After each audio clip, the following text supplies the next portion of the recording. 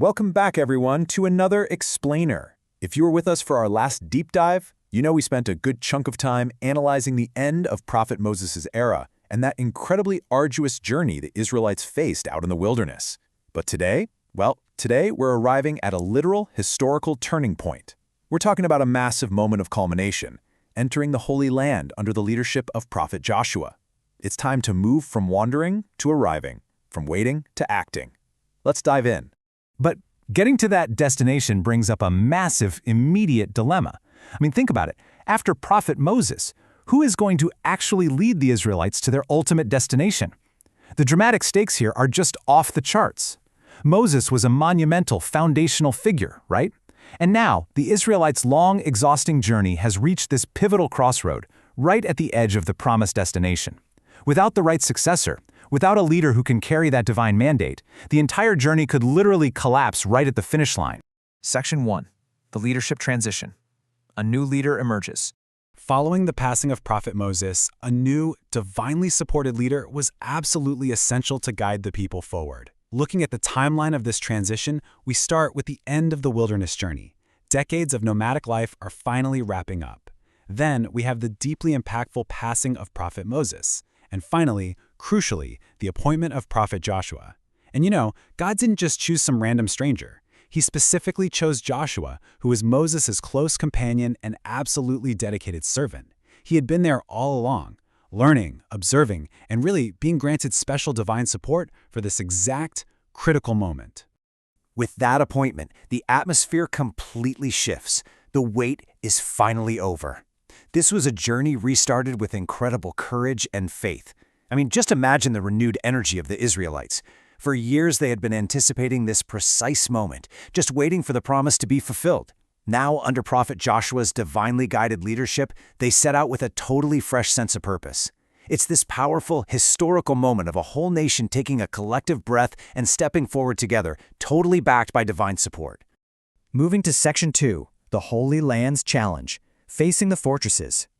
Now, actually stepping foot into the Holy Land was no walk in the park. The historical sources are super clear on this. They faced absolutely immense physical obstacles. We're talking powerful Canaanite rulers and basically impenetrable walled cities like Jericho. To the naked eye, crossing the Jordan River to confront these giants, it looked impossible. No way, right? But they countered those massive physical barriers with a powerful spiritual and strategic arsenal. Prophet Joshua didn't just bring swords to a fight. He brought a brilliant overarching strategy. He forged absolute national unity, and above all else, he instilled an unwavering trust in God. It perfectly illustrates how immense physical disadvantages can be completely neutralized with the right internal framework and leadership. So the really crucial point here is that this was vastly more than just some ancient military skirmish. This was a profound test of faith and sheer determination, a moment deeply documented across both Quranic and historical traditions. Facing down these massive fortresses and elite defensive forces wasn't just a physical clash. Honestly, it was a deep psychological and spiritual test for the Israelites. The real questions were, could they hold their nerve? Could they truly trust the divine promise when they're standing there looking straight up at giant stone walls? Which brings us to Section 3, Strategy and Faith. Overcoming obstacles. So how exactly did they pass that monumental test? Well, Prophet Joshua implemented a really precise three-part methodology. Step 1, he strategically organized the nation. He wasn't just sending a disorganized crowd rushing forward. He established clear logistical order and a real military strategy. Step 2, he united the army.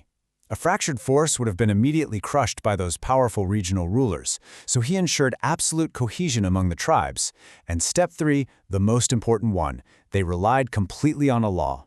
He brilliantly combined meticulous human effort with total divine trust. And it's this exact procedural strategy that systematically cleared those massive obstacles right out of their path. Section 4. A great historical lesson. A timeless philosophy. You see, this was not just a military campaign. It's a timeless example of patience, perseverance, and trust in God. Honestly, this is the ultimate takeaway here. This historical conquest transcends the ancient world and serves as a brilliant blueprint for overcoming monumental life obstacles today. The core elements required to overcome massive hurdles, patience, perseverance, and deep trust, they remain exactly the same today as they were thousands of years ago. And that brings us right to the core thesis of our explainer today. Quote, "When leadership obeys divine command and a nation is united, even the biggest obstacle gives way." I really want you to let that sink in for a second. It's a profound historical rule. When righteous leadership aligns with a higher purpose, and when the people standing behind that leadership are truly unified, the insurmountable suddenly becomes conquerable. It completely showcases the world-shifting power of unity and divine reliance. And that leads me to leave you with one final kind of provocative question. What impenetrable fortresses in your own life can be conquered with unity, strategy, and unwavering faith? Because history isn't just about memorizing the past, right?